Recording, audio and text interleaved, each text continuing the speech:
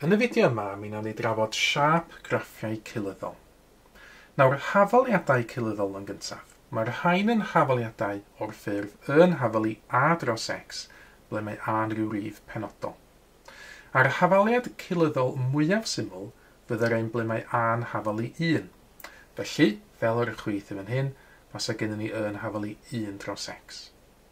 Nawr, mewn munud, nawn ni ystyried graff yr hafaliad yma, ac i helpu ni egluro'r graff, dwi am i ni lenwi'r tabl yma o werthoedd yn gyntaf. A dwi wedi cynnwys un o ddau werthoedd ffracsiynol o fan hyn, rwydd mi wneud hyn helpu ni ddangos beth sy'n cymryd lle efo'r graff. Nawn ni gychwyn llenwi hwn o'r dde os gawn ni. Os di x yn 3, mi fydd yn hafalu 1 rhannu hefo 3. 1 treian felly, fel degolyn, byddai hwnna'n dim pwynt 3 yn ailadrodd. Wedyn, mae gennym ni 1 rhannu efo 2, hanner, neu dim pwynt 5. 1 rhannu efo 1, mae hynna yn 1. 1 rhannu efo hanner, sawl gwaith mae hanner yn ffitio yn 1 cyfan, wel mae'n ffitio fewn 2 waith. 1 rhannu efo chwatar, sawl gwaith mae chwatar yn fewn 1 cyfan, mae'n ffitio fewn 4 gwaith. Na mae 1 rhannu efo dim yn un diddorol. Sawl gwaith mae dim yn ffitio fewn 1 cyfan. Wel, byddai dim yn ffitio fewn 1 cyfan gymaint o weithiau a dyn isio. Felly, na ni adael hwn yn wag efallai am funud neu ddau, na ni weld pam mewn munud. Wedyn, mi fydd gweddill y gwerthoedd, wel, fydd nhw'n debyg iawn y gwerthoedd dyn ni wedi weld o'r blaen deud y gwir. Y gwahaniaeth ydy, bydd yr atebion yn fan hyn yn negatif.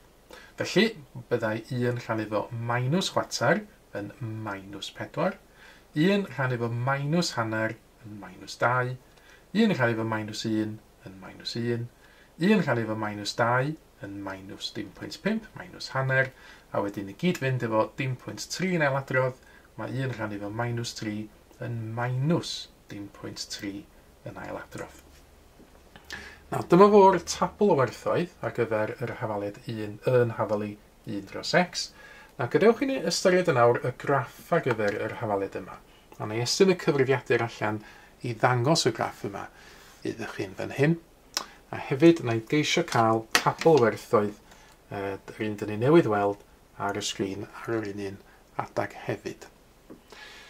Nawr, mae y hawliad yma, y reid y graff yma, a mae'r graff, fel ydych chi'n gweld, yn cychwyn yn uchel iawn, mae'n dod lawr o anfeidriad y dydd y gwir, infinity, a dyn ni'n lleihau yn sydyn iawn, a dyn ni'n gweld hynna yn y gwerthoedd fan hyn, 4, 2, 1, hanner, mae hein yn lleihau, a wedyn, dyn ni'n gweld fod y graff yn parhau i leihau, wel am byth deud y gwir, ond neith o byth gyrraedd 0, neith o fynd yn agos iawn at yr uchelin x, ond neith o byth gyrraedd 0. Fydd yna wastad rhyw fath o werth yna, dim ots pa mor fach ydi o. Dyn ni'n gweld rhan arall y graff yn fan hyn. Tro hyn, os ydyn ni'n darllen o'r chwith, mae gennym ni werthoedd negatif bach iawn yn fan hyn. Dyn ni'n cynyddu yr cyfeiriad negatif fan hyn. Ac unwaith, dyn ni'n pasio minus 1, yna dyn ni'n disgyn i lawr yn sydyn iawn ac yn mynd lawr at minus anfeidredd.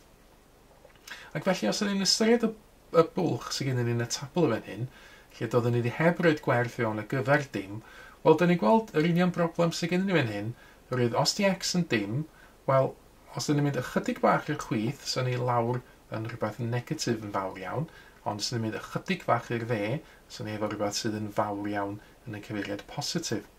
Felly, ar gyfer y graff yma yn hafalu 1 dros x, dydy'r graff heb gael ei ddiffinio ar gyfer gwerth x yn hafalu dim. Ac felly, fel yna, mae yna 2 ran i'r graff. Felly, dyna ni yn hafalu 1 dros x.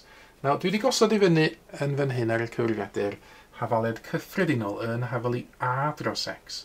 A digwydd bod oedd yr un oedd yn isio yn barod ar y cyfrifiadur a'n hafalu 1, felly yn hafalu 1 dros x.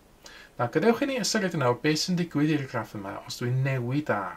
Nawr, yn gyntaf, os di a mynd yn fwy, os na i lusgo hwn i'r dde fan hyn, sylwch beth sy'n digwydd i siâp y graff. Mae'r un math o siâp sydd gennym ni, ond mae'r gwerthoedd i gyd ychydig yn fwy i'r cyfeiriad positif ar ochr dde fan hyn, neu'r cyfeiriad negatif ar ochr chwith fan hyn. A wedyn, sylwch, os dwi'n disgyn gwerth a i lawr i'r gwerthoedd negatif, yna wedyn, mae gen i yr un math o graff ac o'r blaen, ond wedyn mae yna adlewyrchiad wedi cymryd lle yn yr echelin X. Mae be oedd yn y top y fan hyn wedi mynd i'r gwylod, ac mae o be oedd yn y gwylod y fan hyn wedi mynd i'r top. Os na i chwarae hwn y fan hyn, newid gwerthoedd A rhwng -5 a +5, mi ydych chi weld yr effaith mae newid y rhif A yn ei gael ar y graff yma. Mae mwy o fideos adolygu ar gael ar ein sianel YouTube Adolygu Mathemateg. Am y newyddion diweddaraf neu holi cwestiwn, dilynwch ein cyfrif trydar @mathemateg. Neu ewch i'n gwefan www.mathemateg.com am fwy o adnoddau adolygu.